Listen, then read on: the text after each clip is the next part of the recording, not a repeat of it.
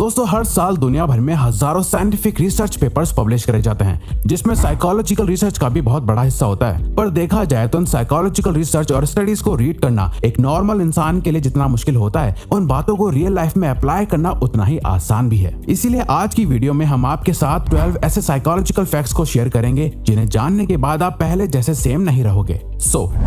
Number 1, music changes perception. हम सभी ये जानते हैं कि म्यूजिक हमारे मूड को चेंज करने का पावर रखता है। एक हाईली एनर्जेटिक सॉन्ग सुनकर आप मोटिवेटेड फील करोगे और वहीं एक सैड सॉन्ग आपको सैड और डिप्रेस्ड फील करा सकता है। आप किस टाइप का म्यूजिक सुनना पसंद करते हो, ये एक्चुअली में अफेक्ट करता है कि आप इस दुनिया को किस नजर से देखते हो। 2011 की एक स्टडी में लोगों को एक टास्क दिया गया जहां उन्हें डिफरेंट म्यूजिक सुनते हुए एक पेपर पर हैप्पी और सैड फेसेस को टिक करना था। रिजल्ट ये देखा गया कि सैड म्यूजिक सुनते हुए ज्यादातर लोग सैड फेसेस को टिक कर रहे थे, वहीं हैप्पी म्यूजिक सुनते टाइम लोग हैप्पी फेसेस को चूज कर रहे थे, जिसे परसेप्चुअल एक्सपेक्टेशन का नाम दिया गया। जहां आप अपने कानों से कुछ सुनते हो तो आपका ब्रेन आपकी आंखों से सिमिलर चीजें देखने लगता है। इसीलिए एनर्जेटिक म्यूजिक वर्कआउट करते टाइम बहुत हेल्प करता है और सॉफ्ट म्यूजिक आपको फोकस करने में हेल्प करता है।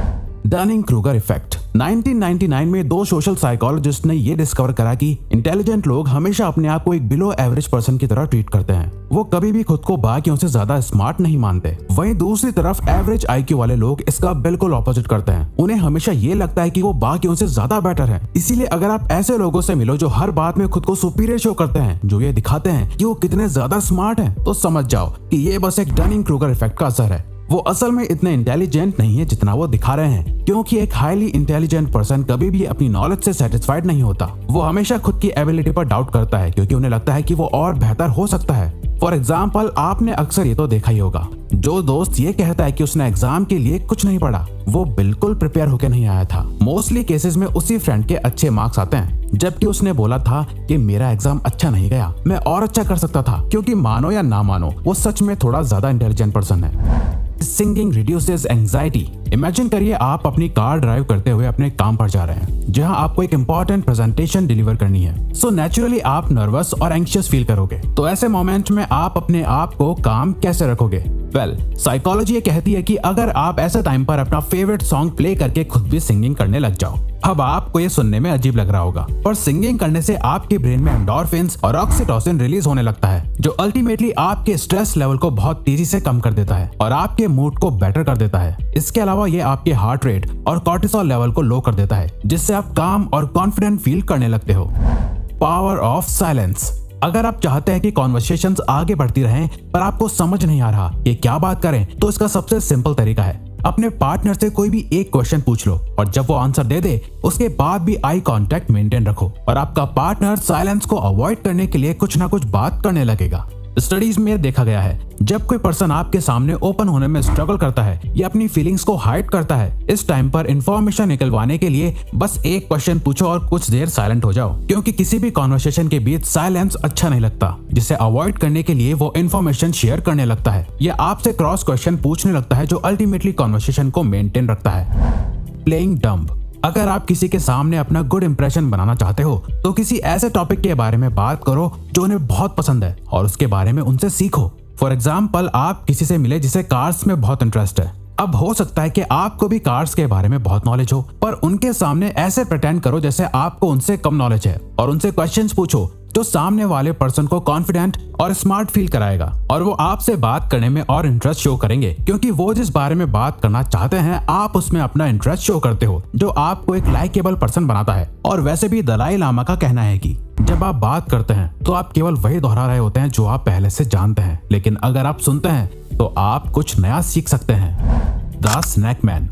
अगर आप किसी ग्रुप में हैं या किसी एक पर्सन के साथ भी हैं जहां आप डिनर या लंच पर मिलने आए हो और आपको लगता है कि कोई कॉन्फ्लिक्ट क्रिएट होने वाला है, आपकी कॉन्वर्सेशन जैसे जा रही है आप लोगों की लड़ाई हो सकती है, तो इस सिचुएशन को अवॉइड करने के लिए अपने सामने रखा खाना खाने लग जाओ, क्योंकि अकॉर्डिंग टू साइकोलॉजिस्ट्स ईटिंग एक कामिंग एक्टिविटी है। जब लोग कुछ खा रहे होते हैं तो बाकी लोग उस एनवायरनमेंट में कंफर्टेबल फील करते हैं। तो जब भी आपको लगे कि कोई बहुत ही अग्रेसिव हो रहा है या आप लोगों की बहस होने वाली है, तो उस पर्सन के पास जाके बैठ जाओ और उन्हें कुछ खाने को ऑफर करो। ऐसे टाइम पर एक सिंपल चॉकलेट भी आपकी रिलेशनशिप को बहुत हेल्प कर सकती है।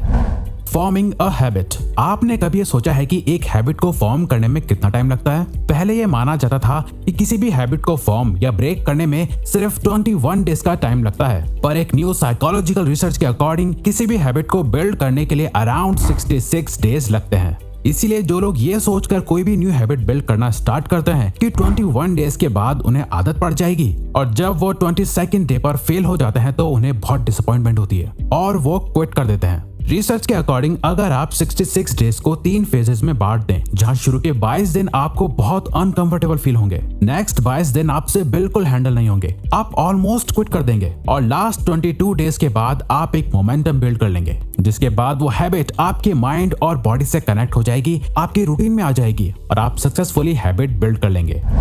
Call people bye their name. Psychologist कहते हैं कि हर पर्सन को अपना नाम सुनना सबसे फेवरेट साउंड लगता है, क्योंकि हम सभी के लिए अपना नाम बहुत इंपॉर्टेंट होता है। तो जब कोई आपके नाम को याद रखता है तो आप भी अपनी इंपॉर्टेंस फील करते हो। सिमिलरली आपने ये नोटिस करा होगा कि जब कोई आपका नाम भूल जाता है तो आप इंसल्टेड भी फील करते हो। इसीलिए किसी के सामने अपनी लाइकेबल प्रेजेंस बनाने के लिए इम्पोर्टेंट है कि कॉन्वर्सेशन में आप सामने वाले के नाम को यूज करते रहो, जो उन्हें इम्पोर्टेंस फील कराता रहेगा और वो आपके साथ और कंफर्टेबल फील करने लगेंगे। मल्टीटास्किंग।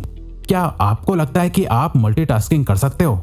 न्यूरोसाइंस के अकॉर्डिंग हमारा ब्रेन एक टाइम पर सिर्फ एक ही चीज पर फोकस कर सकता है। कई बार जब आप 2 काम एक साथ कर रहे होते हो तो आपको ऐसा लगता होगा कि आप मल्टीटास्किंग कर रहे हो, पर रियल में आपका ब्रेन बहुत ही तेजी से उन दोनों कामों के बीच अपना फोकस शिफ्ट कर रहा होता है। हम चलते चलते एक दूसरे से बात करते हैं क्योंकि ये बिहेवियर्स ऑटोमेटिक और ऑटो पायलट मोड से होते हैं। वहीं ऐसे टास्क जिनमें बहुत फोकस करने की नीड होती है, वहाँ वो साइमल्टेनियसली काम नहीं कर सकता। फॉर एग्जाम्पल बुक रीड करते हुए टीवी देखना। अब यहाँ पे आपको लगेगा कि आप दोनों काम एक साथ कर रहे हो, पर रियल में एक टाइम पर आपका फोकस या तो रीडिंग करने पर है या टीवी देखने पर। Provide a choice. अगर आप चाहते हैं कि सामने वाला पर्सन एक डिसीजन ले जो आपके फेवर में हो, तो सिंपली उन्हें ऑप्शंस दो जो आपके डिसीजंस के फेवर में हो। फॉर एग्जांपल, अगर कोई अपने बच्चे को पढ़ाई करने के लिए बोलना चाहता है तो सिंपली उसे ये बोलने के बजाय कि जाओ पढ़ो, उन्हें चॉइस दो कि चलो पढ़ाई का टाइम हो गया, पहले इंग्लिश पढ़ोगे या मैथ्स। तो जब वो कोई भी चॉइस लेंगे तो उन्हें लगेगा कि वो खुद ये डिसीजन ले रहे हैं, वो अपने कंट्रोल में है। अब ये ट्रिक आप किसी के भी साथ यूज कर सकते हो। जैसे आपने नोटिस करा होगा कि हर रेस्टोरेंट में वेटर्स इसी ट्रिक का यूज करते हैं। वो आपको वो सारे ऑप्शंस देते हैं जो वो चाहते हैं कि आप ऑर्डर करो, और आप इनडायरेक्टली वही करते हो, पर आपको ऐसा लगता है कि वो डिसीजन आपने लिया, लेकिन रियलिटी में वो डिसीजन आपके वेटर ने पहले ही ले लिया था। यानी कि वो ट्राई करते हैं कि आप कुछ चुनिंदा चीजों में से ही कुछ एक चीज ऑर्डर कर दें जिसे रेडी करने में रेस्टोरेंट को ज्यादा टाइम ना लगे। The power of sunlight. दोस्तों, आपने भी नोटिस करा होगा कि पूरा दिन अपने घर या ऑफिस में बिताने के बाद जब आप बाहर निकलते हैं तो इंस्टेंटली आपका मूड बेटर हो जाता है, क्योंकि सनलाइट के बेनिफिट सिर्फ मेडिकल फील्ड्स में नहीं है तो सिर्फ आपकी बोन्स के लिए बेटर है, बल्कि कई रिसर्च में देखा गया है कि सनलाइट कई मूड डिसऑर्डर्स जैसे डिप्रेशन को भी प्रिवेंट करता है। सनलाइट से मिलने वाला विटामिन डी मूड स्टेबलाइजर की तरह एक्ट करता है और हमारे ब्रेन में प्लेजरेबल हार्मोन्स को रिलीज करता है। और ये देखा गया है कि जिन कंट्रीज में सनलाइट की रीच कम होती है, वहाँ के लोगों में डिप्रेशन के ज्यादा सिम्टम्स देखे जाते हैं। तो आपको बस दिन में 10 मिनट डायरेक्ट सनलाइट लेनी है, जो लिटरली आपकी लाइफ को चेंज कर देगा, और ये मॉर्निंग सनलाइट होगी तो और भी अच्छा।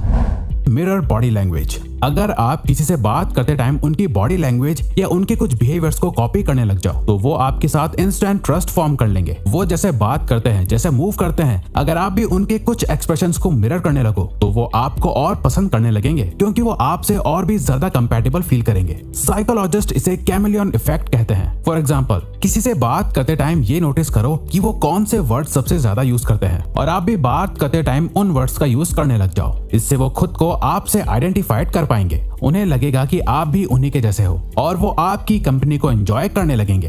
तो अगर आपको ये वीडियो अच्छी लगी तो वीडियो को लाइक और सब्सक्राइब बटन पे क्लिक करके इस चैनल को ग्रो करने में सपोर्ट करो, और बेल नोटिफिकेशन ऑन कर लीजिए ताकि आप आने वाली वीडियोस मिस ना कर पाओ। Thank you for watching.